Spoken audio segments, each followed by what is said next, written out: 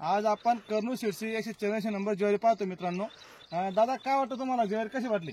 ज्वारी एक नंबर आहे सगळ्या उसाचा तोटा आहे हे बघा खालून बघा शेतकरी बांधवांनो, तुम्ही आज रोजी त्याचा स्टंप बघा तुम्ही ज्वारीचा बिलकुल त्यांचं शेतकऱ्यांचं म्हणणं की उसासारखा एकदम स्टंप आहे। बघा तुम्ही पाहू शकता एक बघा कसा आहे, बिलकुल स्टंप जबरदस्त आहे।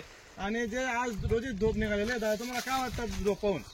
धूप एक नंबर आहे दादा, एक नंबर बिलकुल नंबर आहे दादा। तुम्ही इकडे बाजूला पण घेतलेली ज्वारी? हो, इकडे 1.5 एकर मध्ये घेतलेली आहे। तिकडे दाखवा साहेब, तिकडे बाजूला बघा ते काय त्याची झालेली आहे, कापणी वगैरे झालेली आहे आणि बघा ते तो पूर्ण गंज पडलेला आहे। दादा तुम्हाला किती उत्पन्न येऊ शकतं त्याचा? आम्हाला सरासरी 50 क्विंटल यायलाच पाहिजे। 1.5 एकर आहे त्यांचं, 50 क्विंटलच्या ऍव्हरेज बसेल जवळपास। आणि इथं हे 1 बिघा आहे दादा, 30 गुंठे। तुम्हाला याच्यामध्ये तुम्हाला किती उत्पन्न यायला पाहिजे? कमीत कमीत कमी 35 क्विंटल ज्वारी निघाल पाहिजे, नाही आलाच पाहिजे। जो पाहून तुम्ही सांगू शकता बस।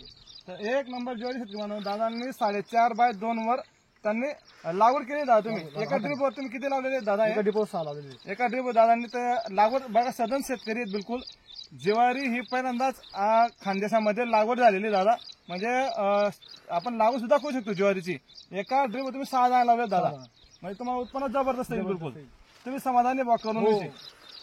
तर माझी शेतकरी बांधवांना विनंती राहील की येणाऱ्या पुढच्या वर्षी आपल्या खरीप मध्ये आपल्या कंपनीची कपाशीचं वाण येतं जैव हत्तीवाली, दादांना पण आपण यावर्षी लागवड करायला सांगणार आहेत। आणि तिथं पण आपण दादांचा परत व्हिडिओ घेऊच नंतर।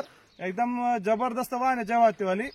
तर प्रत्येक शेतकऱ्यांनी 100% 2-2, 4-4 पॅकेट घेऊन उत्पन्न घ्यायची अशी विनंती करतो।